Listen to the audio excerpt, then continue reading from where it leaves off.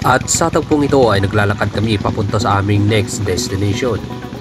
Naglalakad kami papunta sa View Hotel.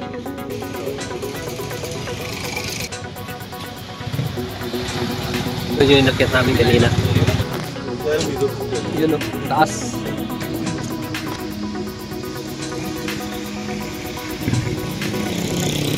School na to school.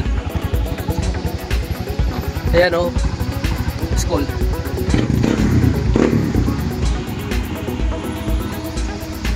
Taas. Nakit namin. Doon sa tuktok.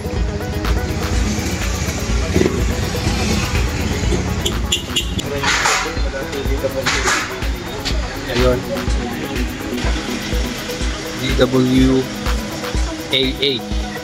FM. So, maging ang istasyon ng radio ay hindi namin pinalampas sapagkat ang istasyon na ito ay mahalaga rin kay King RP. Sa kadahilan ng dati rin siyang empleyado noon sa radio station na ito. DWAA FM. Megahertz, 99.99 megahertz FM. Noon? Oo. Wala ito. Tanongin mo kung may radio station ka dyan. Tanongin natin. Ay! Malaki aso. Good morning, boss! Tatanong lang sana. Yung ano dito wala na. Pero gumagana pa rin. Gumagana pa rin daw, boss.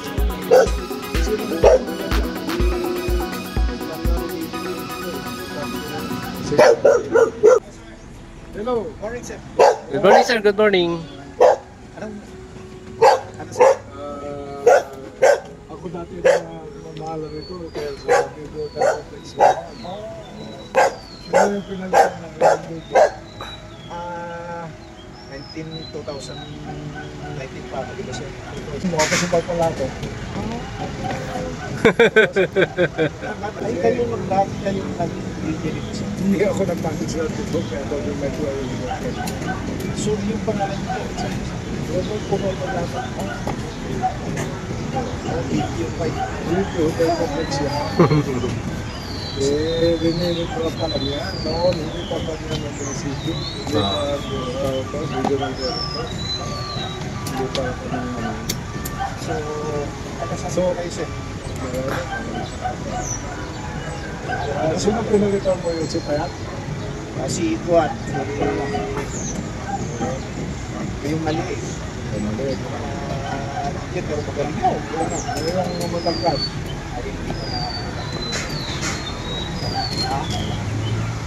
Siguro si Jim. Patay na yung Kuat. Isang Si Jim, wala na.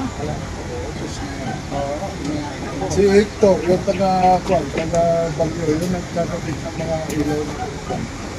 Yung mga gana pa rin ba yung Squabolo? Pakita ko yung maharlika na yan. So ayun, dahil sa tagal na ng panahon ang nakalipas, na-surprise na lang si King RP sa mga malaking mga pagbabago rito. Anong ginawa nila? Pinabinta nito? Ano ba yan? Yung mga kwarto dyan, ang dami-dami hanggang doon sa baba. Eskwela na.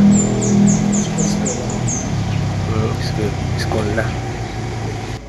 At pagkatapos nga makausap ni King RP ang kasalukuyang DJ sa FM station na aming pinuntahan, makalipas ang ilang sandali ay nagpaalamanan na sila sa isa't isa.